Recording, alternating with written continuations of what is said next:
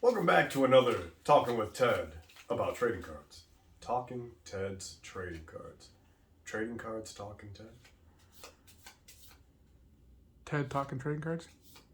Ted talks trading cards. Ted talks trading cards. Ted talks My Hero. Ted talks, oh yeah, and if you're Ted's looking card talk. Ted's card talk. TCT. TCT. Welcome back to TCT, Ted's Card Talk, yeah, right where there. we're going to go ahead and break down just a very quick rundown of the My Hero Academia characters. I'm shuffling up all the cards that I currently have. If there's one that I miss, oh well, then we'll just have to go in the comments and talk about it. Anyway, we're going to go ahead and post this video up in the various Facebook pages. I want interaction. I'm not looking to be a big-time YouTuber because, believe me, I actually do not have the hindsight, the foresight, or the time to go ahead and put into that. But damn it, I see everybody else doing it. They're talking about it. I want to go ahead and jump on a train because I'm legitimately passionate about this card game. Still looking to get a little nice tournament venue scene up here in Toledo, Ohio. But anybody who lives close by or near the area, get at me. Let's make this happen. Shoot me a DM or something. Is that what people say? Shoot me a DM? Right? Okay, I got the thumbs up on that. Right. Anyway, so we're just going to go ahead and briefly talk about each of the characters, do probably about a 30 second analysis. Unfortunately, since this is just me and I can't have or I don't have anybody else to bounce off of, I got the Plus Ultra Gang right over here, once again joining me, flexing the cardboard off, because, well, I'm lonely, and it's a beautiful Wednesday night. I got nothing to do. And I just thought, you know what? Rather than daydream about it, let's do something about it. So here we go. Anyway, ladies and gentlemen, here's the first card we're going to flip up. And it's Tomura Shigaraki. What do I got to say about this guy? If I were to put him in a tier list, being F is terrible all the way up to S for the plus ultra stat, I would probably put this guy in A, low A, mid A, not at the top. But this guy is basically going to give you the bad touch. How do I think is the right way to play him? Try to play the most off-zone attack you can, whether that's the rare in his kit. I think it's, what is it, Turn to Dust? I forget what it is. But the one attack that he ends up playing where it says it can only be blocked on those shields with a +3. Oh yeah, all day. And if the first one doesn't connect, just keep slinging them. Because this guy's a monster. For your 7-hand card characters, he basically only has to grip you 2 times, and then you're out. Unfortunately, the 6-card hand size definitely makes you feel a little bit more vulnerable to those attacks where you want to go all in. The biggest mistake that I've seen with some people is they try to be so aggressive and greedy that they're going to slam all the orange in their hands immediately, and then ultimately they're like, oh, I've gassed myself out, I'm drawing nothing but foundations, and they don't have a way to necessarily facilitate that kill turn. You don't have to be super aggressive with this guy because the amount of pressure that you're putting on just by slinging 1 to 2 attacks out of turn going to be easily facilitating that W that you're looking for. And if not, you're going to make them sweat the whole way. Probably talked too long on it, but we're fine anyway. Next card. Yuga. I said Yugi. Wrong card. Wrong universe. Yuga Aoyama. This guy's sweet. He goes and flips all your good foundations face down. He flips them face back up. He gets a whole bunch of value and incurs them. He's the guy that you'll see a lot of other decks splashing in Treshik Cape. That's a fantastic asset. And he just nets you a very honest game of Universus. Where do I rank him? I would probably put him actually in a B. Not C. C is for the guys that, in my opinion, are just going to be your average characters that are one-trick ponies.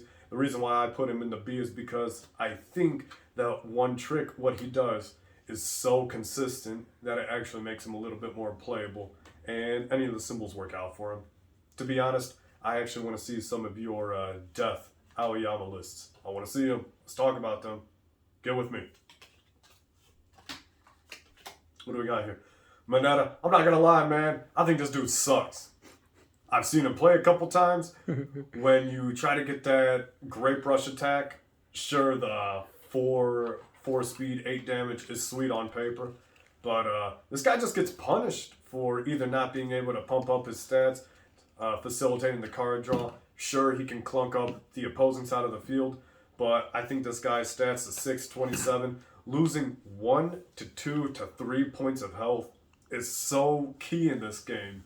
You actually don't realize it just by either doing full blocks, mid blocks, sustaining, or keeping off of that one attack. Your vitality is so important, and the 6 for 27, despite him having the response, I think this guy is overcosted for what he brings to the table, and he's a bad character. I'd probably put him in like low D or maybe F. He might be cool later on, but he's too gimmicky right now, and that sucks. But, you know, what can you do? Not everybody can be a great character. Froppy here, Sue. My goodness, what can I say about her, man? I think she's S tier. I'm not gonna lie, beforehand, I probably would have put her like mid B, low, maybe medium A. No, after seeing her and what she does, facilitating either the Frigid Heatwave kit or the better kit, in my opinion, Ochako's Float Meteor Shower. She's just a monster to deal with. Being able to loop that attack, kicking cards from her card pool. I've never felt more pressured from a character after seeing nothing but a whole bunch of face down foundations, thinking they've ran out of gas, they have nothing else they can sling back with, but yet they're kicking cards, and constantly she's re-upping your hand advantage. She's great. She's fantastic. The 20 health you might think is a little bit on the squishier side, but in this game, the extra card advantage that you get for the 7 cards starting out with, it's fantastic. Like I said, and she replaces cards in her hand. You honestly feel like you're being bombarded, attack after attack after attack. When she's playing 4 or 5 attacks in one turn, you're like, when is this going to end? And suddenly you're at, let's say, 30 health, and you get dropped down to 8, and you're like, oh, what do we do about this? The one downside I will say, playing a lot of the good cards in her kit, just hold your high blocks. Hold your high blocks, and if you can stave off 3 or 4 of her attacks and stabilize out, then you got a shot at taking her out. But I found out that those big boom attacks, once she's gasted, is probably the best way to deal with her. If not, in my opinion, just throw those reverse throws at her. Unless she wall clings. Or wall climbs? I think it's wall cling. That card sucks. I mean, it's genuinely good, but my goodness, when you're pumping out a card that hits for 28 damage, and it's a throw, and she's like, check a 5. Oh, block? Even though it's a throw, just jump on the wall. Perfectly fine. I know I talk too much about this character, but Sue, in my opinion, top 3 in the game. If not, I would probably put her like top 2 realistically. There's one other person in the format who I think is going to be a problem character later on, but we'll see if he pops up in the next few, and we can talk about him. If not, we're going to talk about him anyway at some point. Ochako Uraraka. I think she's sweet. I'd probably put her in the A category. Just being able to go ahead and bump the charge or the high attacks to her momentum and reoccur them over and over and over. If she's able to loop and pick them back up, her 6th hand just facilitates essentially having a 7th, even if it means discarding a card. Foundations are not going to get your opponent's life total to 0. Let's just be honest about that. Consistency is key, and I think that she is a great character at that. Her other enhanced commit, if you have 1 or more momentum, you attack it's +3 speed, and then you can add a momentum to your hand. Once again, it just makes your attacks more potent in being able to go ahead and put out that consistent damage. Even if she does just contact with 2 attacks per turn, I think she's great. I think that she is a character that you go in feeling like, you know what, it's fine. I'm just going to go ahead and bully her over because she's got that 27 health. It originally made me think that she had the Moneta syndrome, but no, it's actually much better. And she only gets better with the prize packs that come out soon. I think it's the Meteor Pillar or something like that. I forget what it is. But yeah, great character. I'd put her in that. She's super solid. Shota Todoroki. Look, for everybody who plays old UFS, when they play, what is it? I forget what it's called. Like your negates or your stops or your cancels. Just being able to have that hard omni shut somebody down saying no, because all it takes is one big enhance to suddenly pump your attack up from, I don't know, 5 damage to 12 damage. Or to get that attack so fast that they can't block and compensate for it. Shota Todoroki being able to stop it and negate it, that's key. That's sweet. Unfortunately, forcing him to commit himself, it locks it down to when do you go in all on that. And in this game, it's kind of unpredictable to know whether or not your opponent has 1 attack, 5 attacks, or looping attacks around and around that you're not sure exactly when to pull the trigger on him. So where I think I'd put him at, I'd put him in C. I'd put him in C. I think he's fair. I think he's cool. I think he's definitely a character that will get better later on. And if not this version, you can best believe that when he fully unlocks the fire side, you're going to see a fierce and a more vicious Todoroki. But right now, I'd put him in C. Hatasero. You know what? I'm not going to lie. Originally, I was thinking I'd put him in C. But that response, just being able to legitimately thought seize. And for anybody who plays Magic, just being able to look at your opponent's hand and have that full knowledge of, okay, what am I expecting? What do I know? What kind of blocks they're working with? Especially for him in this case, what zones to change your attack to so that you can particularly prepare to hit him with that vicious onslaught of take half, take half, take half, take half. I think Sero's great, but he's kind of one of those, when I'm ready to go all in, I have to make sure that I can go ahead and at least somewhat math it out to get you down as close to 0. Thankfully, built into his kit and support, he's already got throws, and his ultra rare attack cannot be perfect blocks. So you know what? I'm actually going to put this guy into the probably high B, maybe low A. It's not a complete tier list, but you know what? It's my quick take on it. Sero's great. Denki Kaminari. You know what? Here's what I gotta say, man. Just like in the TV show, man, his counterpart, when he goes all in, you're gonna feel it. Because that boy's gonna go ahead and drop down a big dumb attack. And then afterwards, he's gonna look dumb afterwards if he doesn't connect. Or if he only half connects.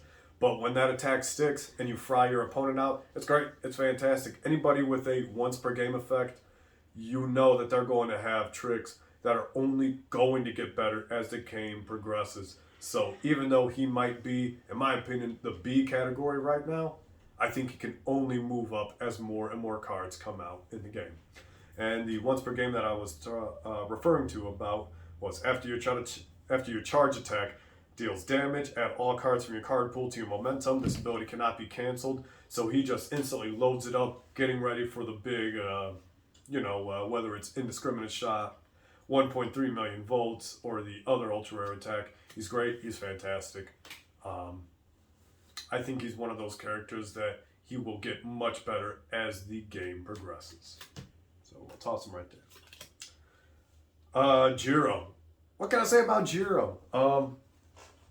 I like her. I don't think that she has enough right now in the current format to really push herself out there. Being one of the more reconnaissance type of characters, she's great for those super fast decks. She wants to play all the flash attacks and try to get incremental bits of value. But with the way that the meta is right now, I think that she might be just a tad too slow, despite her attacks wanting to be fast to the point and get those responses out. I'd put her in C. I think she's cool. I think she will get better later on. If I'm being honest, I think her ultra rare attack, Specialized Sound Waves, might be so undervalued. It might be probably top 5 best cards in the game. Because what a lot of people don't realize and recognize is that the response built into that attack can also be used as a block. And that's That's just wild. It's a lot better than people give it credit for. So the character is good. Her support is better. What can I say, man? Where would I put my boy at? Realistically, probably C. What can I say? He throws big attacks. The bad part is they are very predictable. The best way I've had momentum moving with him is to get those small little bits of incremental momentum. Capsule Evildoers, I think that's what the card is called. That's become my favorite card in the deck, despite, well, besides Detroit Smash, but you know. That card is just key. It lets you get a free action. All Might wants to load up the attack and just drop the big bomb on him. In my opinion, do it on reverse throw. They're going to block it, but taking, half of 22 is still 11 damage that you have to respect. Watch out for the wall clings, though. They suck. They 100% suck. And then you feel bad about it because you pump all that momentum in just to get punished and say, well, you had to bait it out at one point or another. All Might is in C, mainly because he's predictable. The form, I think, is fantastic. However, once you use it, you have to go all in every turn. And I've actually found some success using it on the first turn, going second, because you want to drop all your foundations against those super aggro decks. I'm looking at you, Froppy. You got to go ahead and get those blocks ready, because the onslaught comes in, and they're definitely going to punish you the moment that you're open up and you don't have any cards in hand. So, All Might is C. I think he'll get better later on, but he's not my favorite. Well, he's my favorite All Might out of all of them, but is he the best one? It's subject. You know, we could cross that bridge and talk about it when we get there. This guy. In my opinion, if Sue doesn't beat him out for how aggro he is, this guy is legitimately the best character in the game. There was actually just a big tournament, shout out to Legendary Wolf Games, where they ended up doing a 62-man pod, and that's actually a problem I wanted to talk about with in a future video. We can go over that, but diversity, in my opinion, is healthy for the game. However, you run into the problem of, does this guy just walk over almost any other character? Because, as you know, getting free value on both turns is just inherently, it's king. What can I say? Being able to build a foundation on both your turn, your opponent's turn, it kind of goes from a 5-hand character to almost a 7-hand character, pseudo 6. Sure, you can go ahead and argue and say, well, if your opponent doesn't attack you on their turn, then you don't get that value. But the issue is, your opponent isn't attacking you, and then you're just facilitating better, stronger plays, builds. And the big bag boogeyman here in the set says, I'm just going to loop throw attacks. So I don't care if you're going to perfect block. We're going to have a 40-minute game, and I'm just going to consistently throw you against the wall, and you might be taking 3 points of damage, but I can guarantee that I'm going to last longer than you. And unless you have those wall clings, or you have ways to facilitate that one big Unga Bunga attack and try to pop that Kirishima, just being able to loop cards from the back row back up to your hand. Kirishima, hands down, the best character in the game. If not, might be second best. But, nah, this guy, he's good. In my opinion, he might be too good. Moving on. No, I fell in love with this dude, man. This big, dumb Unga Bunga character. Just being able to say, let me put a +5 damage on my attack. Why? Because I'm big. Because I'm just standing there. Because I was made to fight All Might. His response, being able to shut damage down 2/6, originally made me think, my God, that's probably the best ability in the game. In hindsight, thinking about it, it's fair. And I only say it's fair just because if he reduces damage down to 6 times, then he's dead.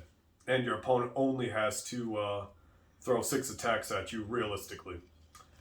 So when he works and he's slinging those 11, 12 damage attacks, it feels great. Relentless Barrage was definitely made for him. You start sweating the moment you look in your opponent's discard pile and you see 3 of those, and he's got one of those built-in combos on the field ready to just keep hammering, hammering, hammering, and very few characters can actually keep up and contend with that. It can be the slowest, but half blocking 10 damage is still 5 damage. And a lot of your 7 hand size characters are going to go down real quick. Nomu, I think he's sweet. I'd probably put him in the B, maybe low A, but I think B is fair. Tokoyami, here's what I gotta say. When he snowballs and he gets his ultra rare attack, A. Maybe low S, but I think mid to high A is very fair. When this guy starts rolling his attacks, suddenly you start sweating like, dang, this guy's only slinging maybe 3 attacks in. But when those attacks are 7 speed, 9 damage, all of a sudden you start thinking, can I feasibly block this? Especially in the early game too, if this guy's able to get his Summon Dark Shadow, the ally action, pop that off, this guy's a monster. When he doesn't see his ultra rare attack, you definitely notice a level of play that is a bit more fair and balanced. When he sees his ultra rare attack, I put him in the mid A, high A, maybe low S. If he doesn't see his ultra rare attack all game, I think a high B, low A is fair. I love Tokoyami. This guy is a beater. Super aggro.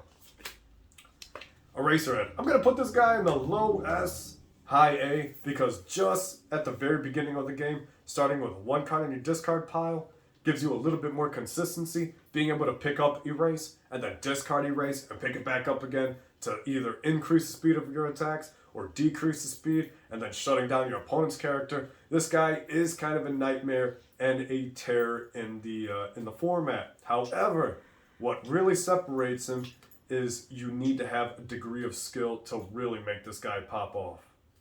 Because in the hands of a low to mid-tier skilled character who just says, well, looking at his stats and his abilities, yeah, he's great. And you're going to listen to a lot of other people say that this can be the boogeyman of the format. If they go in just trying to sling attacks and not carefully choose when they want to draw that extra card, kick cards from the card pool, or go in and block with their breaker erase, or block with erase the character card, then he just becomes another fair person. In fact, I wouldn't even necessarily put him at fair. He kind of becomes squishy. In the hands of a mediocre, unexperienced player, I'd actually put him in the B, C, just because his 19 health is really squishy. In the hands of a veteran or a more skilled player, I'd put him in the S. High A at the very least, but definitely S. Eraserhead, you're good, man. Tenya Ida, this guy goes fast. We're talking like Sonic the Hedgehog levels of fast, man. Just being able to play the first enhance, even before the response of your opponent's character goes off. Just being able to use an enhance during a flash attack is fantastic. It's good. It lets you get tempo and momentum. Hi, baby cat. Sorry, guys. My little cat's walking through. Hi, baby. Oh, that's the baby. Kiki. Sorry. Just being able to get that first enhance gives you a lot more control. I think his kit is fantastic. Just being able to enhance, destroy, end the combat phase for those people who are ready to go in with their big giant Detroit smashes or their giant reverse throws against your Midoriyas, against your All Mights. You're definitely going to know when that big bomb is coming in, and just being able to shut it down and say, you know what, I'm not going to deal with that. Gives you a lot of control and a lot more leeway to be a bit more free and conscious of the kind of attacks that are coming in. I think his ultra rare attack, Reciprocal Burst, might be a contender for top 5 best cards in the game. Because when that attack definitely jumps up in the speed, it becomes a monster to deal with. And then that's a bomb that your opponent has to respect and contend with. So I'm actually going to put Ida in the A. I think A is pretty fair for this guy. Conley Woods. I haven't had a lot of experience in the game, but just anybody who can facilitate a snowball effect of +1/+1, untap, tap again, +1/+1, If you can get that to pop off 2-3 times in one turn, then you, in my opinion, have the Tokoyami effect where your attacks get really big, really fast, and you can overwhelm your opponents. He could play the control mid game. This guy's great. This guy's fantastic. I would actually put him in the A category. I think he's sweet, and anybody who can ready themselves, giving you that +1 to your checks, whether you're going in and attacking or blocking, is great. I'd put Kamui Woods in the A. The promo All Might, the card, in my opinion, where it all started. I think he's fair. I'd put him in the B, slightly better than the C, just because he can facilitate card draw advantage. His punch or fury attacks, getting the card bumped equal to your opponent's cards in hand, whether you want to go in for that faster attack or faster damage. I think it's fair. I think it's harder for your opponent to play around that ability. With that being said, the 6-hand, 30 health, it's meaty, it's generous with the life.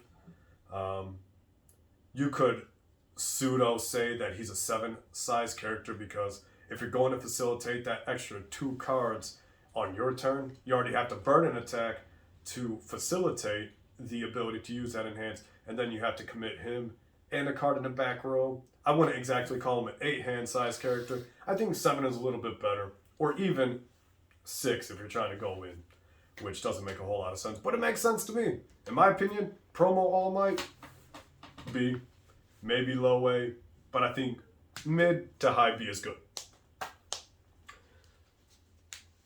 This guy right here, when I saw him, I fell in love instantly. You can make the connection. The skinny boy might have a skinny body syndrome right over here. We might not be the biggest, but you know what? We have tricks. And just being able to play 15 All Mights in the deck, because you're going to play 4 of each of the other All Mights in there.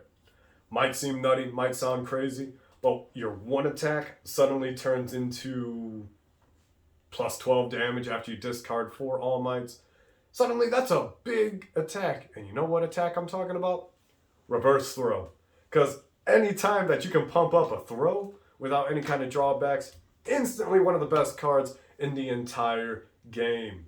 This guy wants to play fast. He cannot go the long game. I love the flavor on it. He basically says, look, I'm on a timer. That's why he loses 3 health at the beginning of his turn. It can't kill him. But once you're down below 10, let's be honest, it's not going to take much more than a gentle wind breeze to knock my boy over. I wish that they had an errata, a special rule built in for this All Might, to say you can play any symboled All Might in your deck. Because as of right now, the best symbol to play him with is actually good, because it lets you play all the All Mights. If you play all, you can play the promo All Might, but you don't get All Might 1. And then I don't think you get the DLC All Might. Or you might, I don't remember actually. If you play the death one, which is the attack or the symbol that I really wanted to play, you only have access to this All Might. And I feel like that was such a big missed opportunity. Jasko, I'm really asking you, man, make an errata, make an updated version to him, or make a change to the rules. Let Death All Might play any of the All Mights. But that's just me. Realistically, I'm actually going to put him in a mid B to a low A. Because when he works real good. Consistency, though, it's half and half. Against your Kirishimas, you're going to have a bad time, because that dude is just going to wall up, and you're going to try to get in with those attacks, and he's just going to outlast you, period. You don't have the stamina. You can throw your big bomb Detroit Smash, but if it's not fast enough for Homeboy to go ahead and counter it, or if it's too slow for that matter and he counters it, then you're just giving up health for no reason.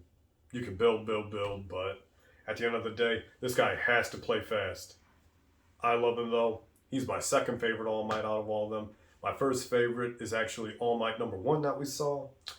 Gen Con promo All Might is going to be very special and near and dear to my heart. However, I don't think that he's the best. And even though we don't have him, quick 2 seconds on DLC All Might, I'll put him in the A category, because that dude, he wants to play a big, thick, meaty deck, but discarding cards and giving his attacks massive pumps of damage is going to be great. Anyway, I don't have them with me, but I'll give my two quick takes on Midoriya and Bakugo since they're in the Rival Kid starter deck. I just don't feel like getting up and grabbing them. Bakugo, that guy's aggro. He wants to go ahead and put out many attacks in one turn. I'd put him in the A category because he forces your opponent to go in and block and block and block, and that works out for him. That's great. That's king because he goes and facilitates clearing a card pool, and I call him kind of like Froppy Light. Not as good because he doesn't have the card draw engine built in, but he's fair enough. Kiki. Don't mind the cat. Anyway, Midoriya. God, I wanted to put Midoriya in A. Ooh, I wanted to put Midoriya in A so bad. But I'm going to put him safely in B. In my opinion, once again, the best attack to throw his all-in attack on is, or all-in enhance on, the plus 10 damage is actually reverse throw. Once again, I keep on going back to that, but I think it is the pound for pound best card or best attack in the game. Specialist Sounds might be a hair bit better, but that's a setup card anyway. So I put Midoriya in B, in my opinion. I think he's great when he works. He is definitely the best when you have his Secret Rare attack, but unfortunately not everybody has access to the Secret Rare attack. And that's another subject that we're going to be talking about in a future video. So anyway, that was my quick list. And I say quick, but it's probably like a 20, 30 minute plus video. Anyway, that was my list for going through and rating all the characters, giving my quick 2 cents. Some I touch on longer than the others. But yeah, anyway, go ahead and like, comment. You don't have to subscribe because I do not upload enough to warrant that. But hey, let's get some conversations going. Tell me who your favorite character is. Believe me, I love this game just as much as the next person. But until then, I'll see you guys next time. Go plus ultra.